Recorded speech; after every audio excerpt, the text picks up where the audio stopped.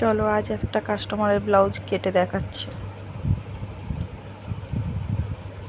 আমি যে কোনো কাজ করার আগে লাইলিন ভালো করে আয়রন করে নিই। লাইলিনটা ভালো করে আয়রন করলে এই কি কোনো জায়গায় ভাঁজ থাকলে বা কুচকে থাকলে কাপড়টা ছোট বড় অসুবিধা না হয়।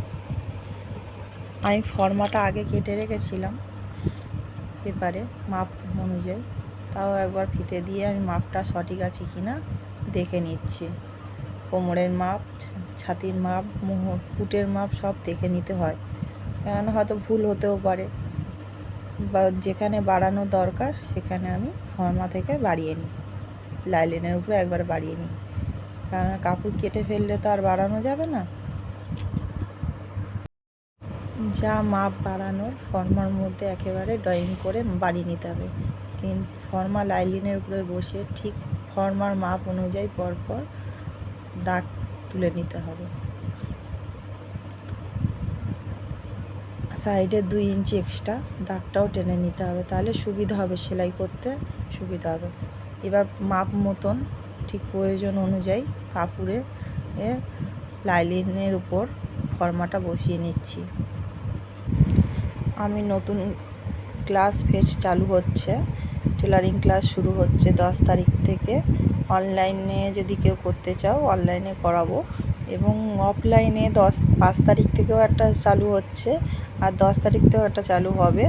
যারা যারা সিট টেলারিং কাজ করতে চাও বা আমার মতন এরকম কাজ করতে চাও তারা সিট বুক করতে পারো, কারণ খুব ধৈর্য সহকারে হাতে ধরেই শেখানো হবে।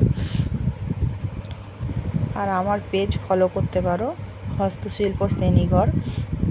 ওই পেজে সমস্ত রকমের কাজ, যেমন হ্যান্ড পেন্টিংয়ের কাজ, ক্লে জুয়েলারির কাজ আর টেলারিংয়ের কাজ সব রকম দেওয়া আছে।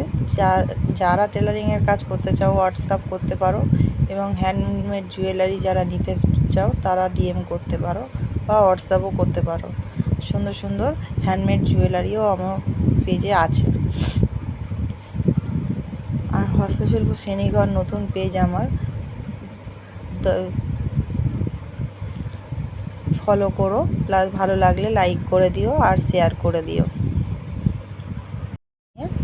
দেখো বিপ শেপের মাপ নিয়ে বক্সি ঘরের ঘরটা ড্রয়িং করে নিতে হয়। আমি বক্সি ঘরের পেপার ড্রয়িং করিনি, একেবারে লাইলিনের উপরে আমি ড্রয়িং করে নিয়েছি।